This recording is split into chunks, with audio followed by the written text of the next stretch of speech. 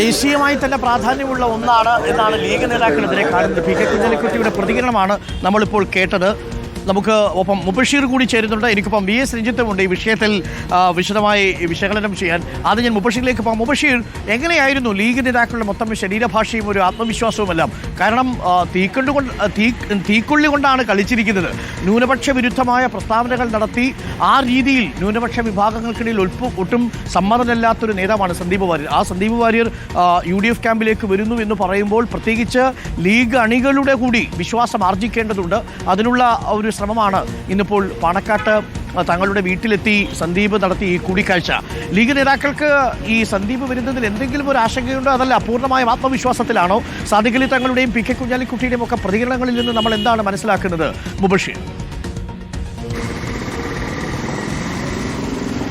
മുസ്ലിം ലീഗിനെ സംബന്ധിച്ച് വലിയ സന്തോഷം, വലിയ ആത്മവിശ്വാസം ഉണ്ടാക്കുന്ന ഒരു രാഷ്ട്രീയ മാറ്റം തന്നെയാണ് സന്ദീപ് വാര്യരുടേത് തന്നെയാണ് അവരുടെ പ്രതികരണത്തിലൂടെ മനസ്സിലാക്കേണ്ടത്. ഡോക്ടർ അരുൺകുമാർ, വലിയ സ്വീകരണമായിരുന്നു ഇന്ന് പാണക്കാട് എത്തിച്ചേർന്ന സന്ദീപ് വാര്യർക്ക് മുസ്ലിം ലീഗിന്റെ നേതാക്കളിൽ നിന്നും ലഭിച്ചത്. പാണക്കാട് സാദിഖ് അലി ശിഹാബ് തങ്ങളുടെ വസതിയിലേക്കാണ് അദ്ദേഹം രാവിലെ 8:30 എത്തിച്ചേരുന്നത്. അദ്ദേഹത്തോടൊപ്പം Mannarkkad MLA N Shamsudheen, Perinthalmanna MLA Najeeb Kanthapuram, Muslim youth ലീഗിന്റെ സംസ്ഥാന ജനറൽ സെക്രട്ടറി PK ഫിറോസ് എന്നീ നേതാക്കളും ഉണ്ടായിരുന്നു. പാണക്കാട് കൊലായിലേക്ക് PK കുഞ്ഞാലിക്കുട്ടി ആനയിച്ചുകൊണ്ട് സാദിഖ് അലി തങ്ങളുടെ അടുത്തേക്ക് അദ്ദേഹത്തെ കൊണ്ടുപോകുന്നു.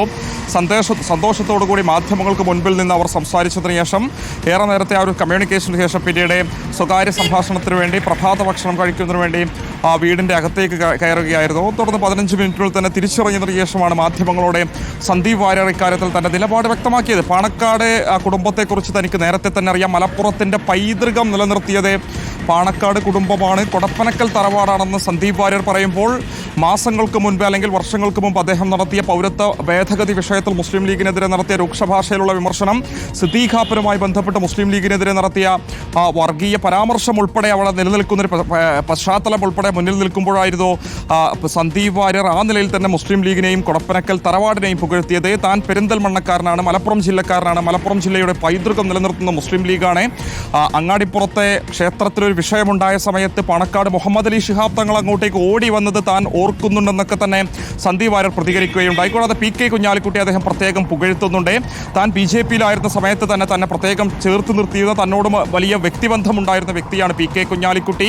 കുഞ്ഞാലിക്കുട്ടിയെപ്പോലൊരു വ്യക്തി BJPയിൽ ഉണ്ടാകണമെന്ന് ഒരു ഘട്ടത്തിൽ താൻ ആഗ്രഹിച്ചിരുന്നു. അവരുടെ മുന്നണിയിലേക്ക് താൻ വരുന്നതിൽ വലിയ അഭിമാനമുണ്ട് എന്നുള്ളതാണ് അദ്ദേഹം പറഞ്ഞു വെക്കുന്നത്. സ്വാഭാവികമായും നേരത്തെ നടത്തിയിരുന്ന പലതരത്തിലുള്ള പ്രചാരണങ്ങളാണെങ്കിലും അഭിപ്രായങ്ങളാണെങ്കിലും വിമർശനങ്ങളാണെങ്കിലും ഈ ഒരു സന്ദർശനത്തോടു കൂടി അതുണ്ടാക്കിയ ഒരു ആശയ വൈരുദ്ധ്യം ഈ സന്ദർശനത്തോടു കൂടി അവസാനിക്കട്ടെ. അത് ലീഗ് അണികൾക്കും കൃത്യമായൊരു സൂചന സന്ദീപ് വാര്യർ നൽകി എന്നുള്ളതാണ്. കോൺഗ്രസിന്റെ ഒരു ഉയർത്തെഴുന്നേൽപ്പാണ് സന്ദീപ് വാര്യരുടെ ഈ ഒരു രാഷ്ട്രീയ മാറ്റത്തിലൂടെ ഉണ്ടായിരിക്കുന്നത് എന്നുള്ളതാണ് PK കുഞ്ഞാലിക്കുട്ടി പ്രതികരിച്ചിരിക്കുന്നത്. സാദിഖ് അലി ശിഹാബ് തങ്ങളും സമാനമായ ഒരു പ്രതികരണം നടത്തിയിരിക്കുന്നത്. അദ്ദേഹത്തിന്റെ മുൻപുണ്ടായിരുന്ന ആശയ തലത്തിൽ നിന്നൊക്കെ തന്നെ മാറിപൂർണ്ണമായിട്ടും മതേതരത്വത്തിന്റെ, സ്നേഹത്തിന്റെ, നന്മയുടെ പാതയിലേക്ക് അദ്ദേഹം കടന്നു വന്നത് വലിയൊരു മുതൽക്കൂട്ടാവും എന്നുള്ളൊരു പ്രതികരണം തന്നെയാണ് പാണക്കാട് സാദിഖ് അലി ശിഹാബ് തങ്ങളും നടത്തിയിട്ടുള്ളത്. എന്തായാലും UDF ക്യാമ്പിന് വലിയ ആത്മവിശ്വാസം ഉണ്ടാക്കുന്നു.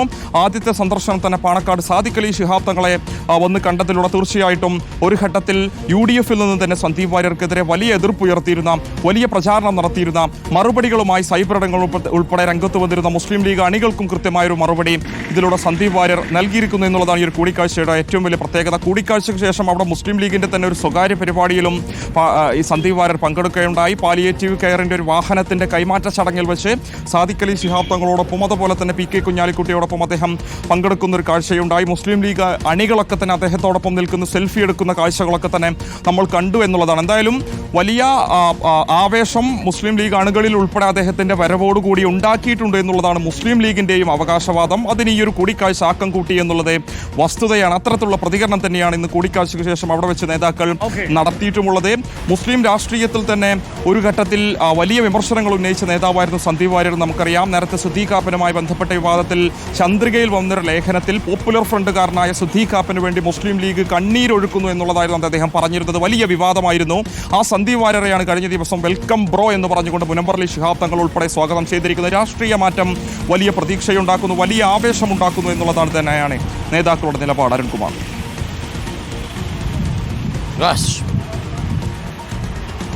ഓക്കെ മുബഷീർ.